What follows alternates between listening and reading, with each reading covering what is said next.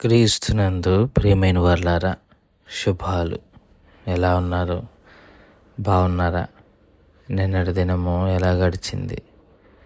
ప్రభువుకు మహిమకరంగా జీవించారా? జీవించినట్లయితే ఆయనకు స్తుతులు. లేని ఎడల ఆయన మనల్ని క్షమించునుగాక. నేటి దిన ధ్యానాంశము మార్కు సువార్త 14వ అధ్యాయం 53, 54 వచనాలు. మార్కు సువార్త 14వ అధ్యాయము 53, 54 వచనాలు. వారు యేసును ప్రధాన యాజకుని యొద్దకు తీసుకొని పోయిరి. ప్రధాన యాజకులు, పెద్దలు, శాస్త్రులు అందరూ అతనితో కూడి వచ్చిరి. పేతురు ప్రధాన యాజకుని ఇంటి ముంగిటి వరకు దూరం నుండి ఆయన వెంట పోయి బంట్రౌతులతో కూడా కూర్చుండి మంట యొద్ద చలి కాచుకొనుచుండెను. దేవుని వాక్యాన్ని మన వినికిలో దీవించి ఆశీర్వదించును గాక. చదవబడిన లేఖన భాగంలో యేసుక్రీస్తు ప్రభువారి యొక్క నామకార్థపు బోటకపు విచారణ ప్రారంభమైంది. నామకార్థపు బోటకపు విచారణ. ఎందుకు ఈ మాట అంటున్నానంటే, అక్కడున్న అందరూ యేసు ప్రభు వారిని చంపాలని ఆలోచన చేసేవారే. అందుకే అది నామకార్థపు విచారణ. ఎందుకంటే వారి ఉద్దేశము సత్యాన్ని తెలుసుకోవాలని కాదు, వారి ఉద్దేశము యేసును చంపాలని. యేసును చంపాలి అనుకునేవారు నామకార్థంగానే అన్నీ జరిగిస్తారు. ఒక రూల్ ఉండదు, ఒక పాడు ఉండదు. వారి కల్లా తెలిసిందల్లా యేసయ్యని అప్పచెప్పటమే. ఇక్కడ కూడా అలాగే జరిగింది. యోహాను సువార్తికుడు ప్రస్తావిస్తాడు. మొదట యేసు ప్రభు వారిని కేఫా వాళ్ళ యొక్క మామ ఇంటికి తీసుకెళ్తాడు. అవసరం లేదు అక్కడికి. ఎందుకు అవసరం లేదు? ఎందుకంటే ఆయన ప్రధాన యాజకుడు కాదు, కైఫా ప్రధాన యాజకుడు. అన్న అనేవాడిని రోమా ప్రభుత్వం తీసేసింది. మరి ఎందుకు తీసుకెళ్ళారు అక్కడికి? ఎందుకు తీసుకెళ్ళారంటే, వాస్తవానికి కేఫా ప్రధాన యాజకుడు అయినప్పటికీ అన్న యొక్క పరిపాలన, అన్న యొక్క ప్రభావం ఇంకా యూదులను విడిచిపెట్టలేదు.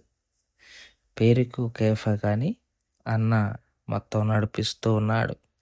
సో అన్న యొక్క ఉద్దేశం కూడా యేసు ప్రభు వారిని చంపాలనే కానీ విచారణ చేసి సత్యాలు తెలుసుకోవాలని అయితే కాదు. ఇది నామకార్థపు బోటకపు విచారణ యేసు ప్రభు వారి విషయంలో జరిగింది అనటానికి ఎట్లాంటి సందేహం లేదు. అలాగే తర్వాత వచనంలో పేతురును గమనించవచ్చు. పేతురు యేసు ప్రభు వారిని వెంబడిస్తూ ప్రధాన యాజకుడు ఇంటి ముంగిట వరకు వచ్చి దూరంగా ఉండి బంట్రౌతులతో కూడా కూర్చొని చలి కాసుకుంటూ కూర్చున్నాడు. పేతురికి ఆసక్తి ఎక్కువే, కానీ కొద్దిగా ప్రాణభయం అంతే. అది యేసయ్య పేతురికి తెలపాలనుకున్నాడు, తెలిపాడు.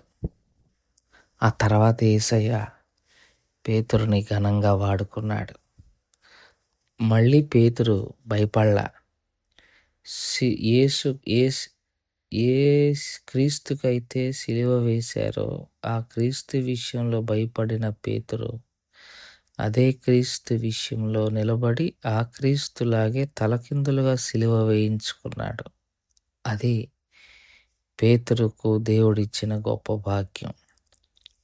పేతురు సాధించాడు ప్రభు కృపతో. అదేమంటే, ఇదివరకు భయస్థుడు, కానీ ఇప్పుడు కాదు. అది దేవుని కృప. ఆయనలో ఉన్నవారికి, ఆయనతో గడిపేవారికి దేవుడిచ్చే ఆధిక్యత.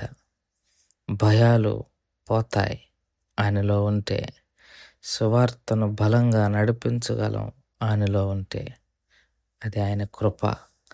భయస్థుడైన పేతురును ధైర్యవంతుడిగా మార్చింది దేవుని కృప. దేవుడి మాటలు దీవించి ఆశీర్వదించును గాక. ప్రార్థన చేసుకుందాం. మమ్మల్ని మిక్కిలిగా ప్రేమించిన మా ప్రియ పరలోకపు తండ్రి, మీ పాదాలకు స్తోత్రాలు. చెప్పబడిన వాక్యాన్ని బట్టి మీకు స్తోత్రాలు. విన్న వాక్యం మా హృదయంలో భద్రపరుచుకొని వాక్యానుసారంగా జీవించగలగటానికి కావలసిన కృపను సహాయాన్ని దయచేయగలరని యేసుక్రీస్తు ప్రభు వారి పుణ్యనామములో అడిగి వేడుకుంటున్నాం తండ్రి. ఆమేన్. God bless you.